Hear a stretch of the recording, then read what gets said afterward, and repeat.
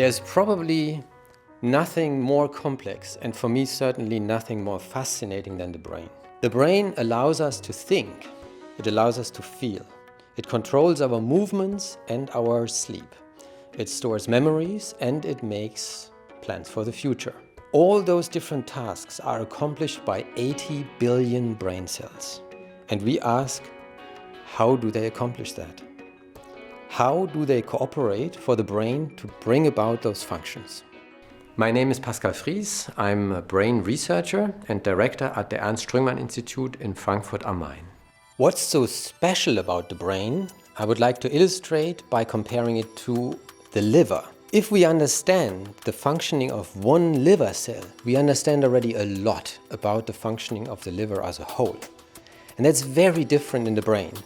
We understand already a lot about the functioning of the many different types of cells that exist in the human brain. But from the understanding of the individual cell, we have still hardly an understanding of the entire brain. And the reason for this is that all these billions of cells cooperate intensively. Each individual brain cell interacts at any moment in time with thousands of other brain cells. As a medical doctor, I am in the end interested in developing therapies for the many neurological and psychiatric diseases that can today not be treated. I'm convinced that in the end, therapies for these diseases depend on an understanding of the processes in the healthy brain. We first need to understand the processes in the healthy brain. That will enable us to then hopefully understand processes in the diseased brain, essentially what goes wrong in the diseased brain, and only then do we have a chance to develop effective therapies for those brain-related diseases. This is why we need fundamental brain research. Imagine a fly in a room. It orients to the sun and flies against the window, times and again. If it would be able to take a step back, to just fly a meter away from the window, it would see that the window is actually on tilt. A little bit to the side, a little bit up, and it would be free. That's precisely what's provided by fundamental research, to take a step back, to see the big picture instead of just following the trotted path. That's what gives us a new perspective. That's how we see the fundamental relations that hadn't been clear before.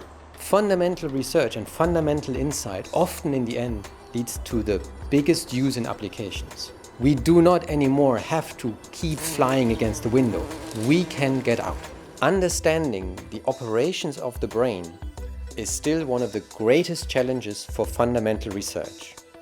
At ESI, we primarily investigate higher cognitive functions like perception, attention, and memory. These functions do not rely on a single brain area. Rather, multiple centers in the brain have to cooperate. The human brain consists of a very large number of different centers. In the cerebral cortex alone, we count 120 different areas.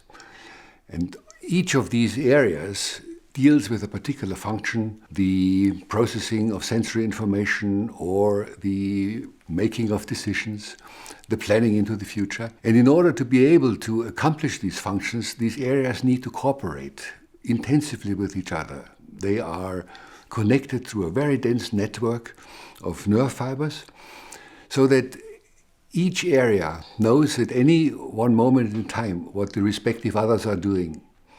And it is this division of labor on the one hand and the very intense cooperation that allows the brain to accomplish these marvelous functions that we know.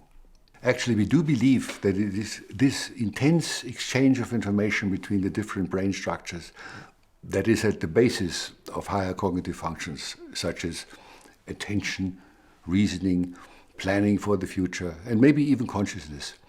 And it is the search for the mechanisms that underlie this communication that is at the focus of the research of the Ernst Strüngmann Institute. Some insights can be derived from direct experience. For example, by challenging our cognitive systems. Is this here a hare or a duck? Or a vase or a face? Normally, our brain has no problems to resolve such ambiguities. because it can rely on a set of rules that are partially inborn, partially acquired, that allow the brain to define what an object is. And a very important criterion for being part of an object is simultaneity, is synchronicity. It is easy to demonstrate the principle that the brain applies in order to extract objects and bind elements together.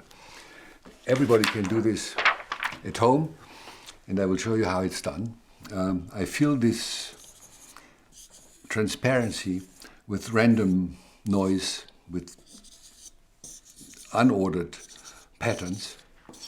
And once I have filled it completely, I will take a second picture, a second transparency, slide it under the first one, and you will see that the pattern is completely invisible. You can't see the figure. But as soon as I move the underlying figure a little bit, you will immediately discover it, because the brain binds together what moves with the same speed in the same direction.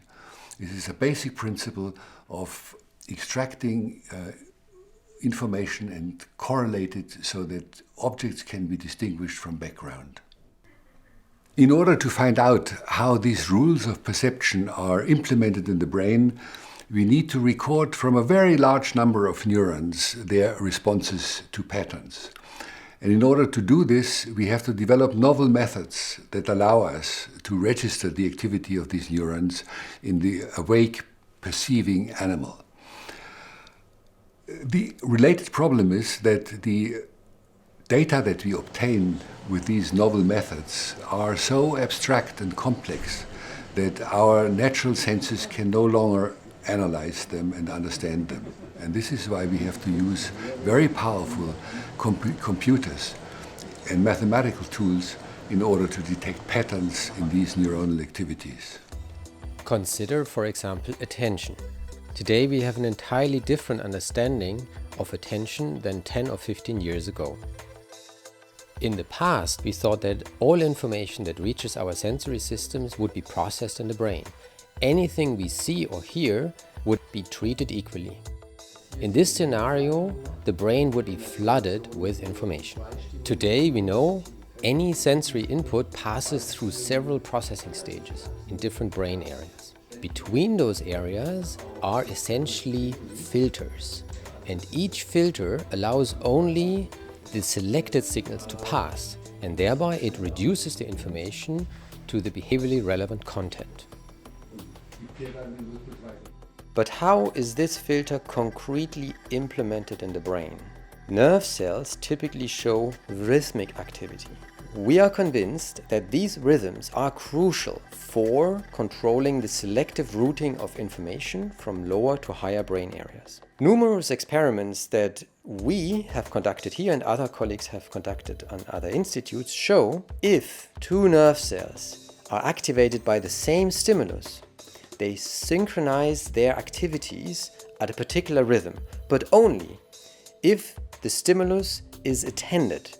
If attention is at another place, the nerve cells do not find a common rhythm. We are convinced that rhythmic activity that occurs essentially everywhere in the brain is crucial to implement attentional selection of those stimuli that are to reach conscious awareness. This agrees with clinical observations made in psychiatric patients, such as patients suffering from schizophrenia or autism spectrum disorder.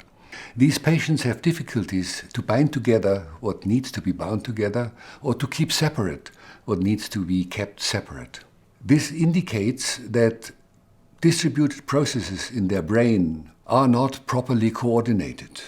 And we observe at the electrophysiological level, when we measure the activity of these brains, that indeed the synchronization of activity in the various areas of the cerebral cortex is not as precise as it is in normal subjects. The more we gain insights into the mechanisms that govern the coordination of distributed brain processes, the higher the chance that in the near or far future we will be able to improve our diagnostic approaches and maybe even design therapeutic measures to control those disastrous diseases.